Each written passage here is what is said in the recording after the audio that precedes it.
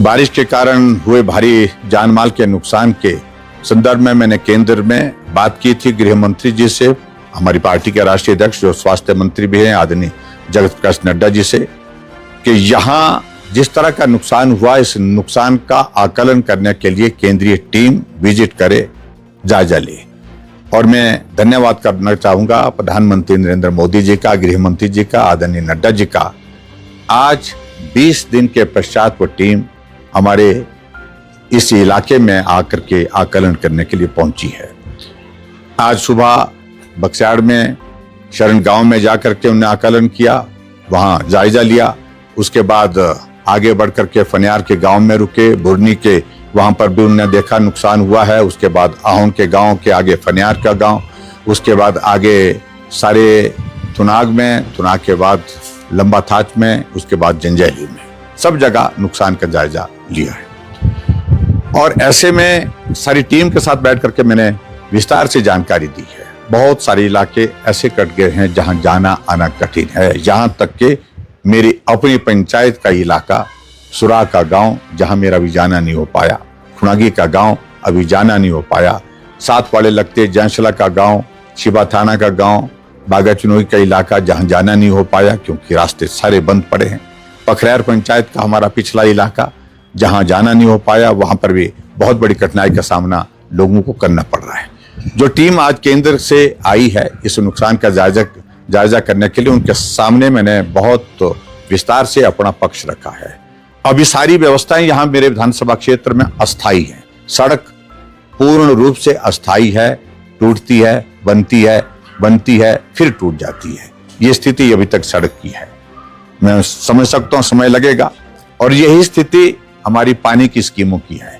अभी बारिश का मौसम है, पानी जोड़ दिया है विभाग ने, कहीं से भी जोड़ दिया है, लेकिन स्थायी रूप से वाटर सप्लाई स्कीम्स को रिस्टोर करने के लिए बहुत वक्त लगेगा। यह स्थिति बिजली विभाग की है।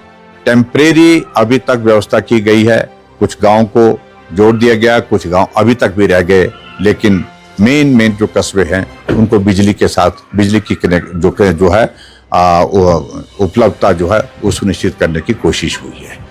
ऐसे में अब जाकर के 20 दिन का वक्त जब मैंने इस विधानसभा क्षेत्र के लोगों के बीच में गुजारा है, दुख सुख में जाकर के उनके साथ सारी बातों को साझा किया है। कई किलोमीटर पैदल चला, कई किलोमीटर पैदल चलने के उन दुर्गम इलाकों में उस जिंदगी को बहुत करीबी से देखा जो जिंदगी बहुत सुविधा के दौर में से थी, लेकिन आज बहुत कठिनाई के दौर में से गुजर रही है। लेकिन फिर भी लोगों ने हौसला रखा है, हिम्मत रखी है।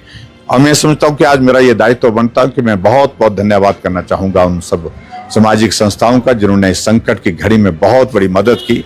और भारतीय जनता पार्टी का तो हृदय से आभार व्यक्त करना चाहूंगा हमारे पार्टी के प्रदेश के नेतृत्व का, जिन्होंने हर विधानसभा क्षेत्र से, हर मंडल से, 170 मंडल हैं, 170 मंडल से कई गाड़ियां सामान की भेजी, बिस्तर भेजे, राशन भेजा, बर्तन भेजे, जो उसके अलावा गैस के कनेक्शन, गैस की सुविधा और इस तरह की बहुत सारी चीजों को लेकर जो जरूरत की चीजें सब उपलब्ध कराने की कोशिश हुई है। उसके लिए मैं पार्टी के नेतृत्व का भी धन्यवाद करता हूं।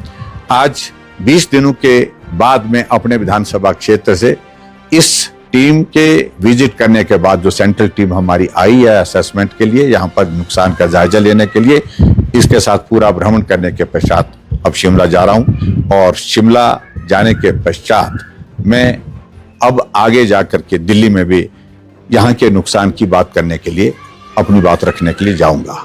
मुख्यमंत्री जी से भी, उप मुख्यमंत्री जी से भी बात की है और उसके साथ केंद्र में भी मंत्रियों से बात की है।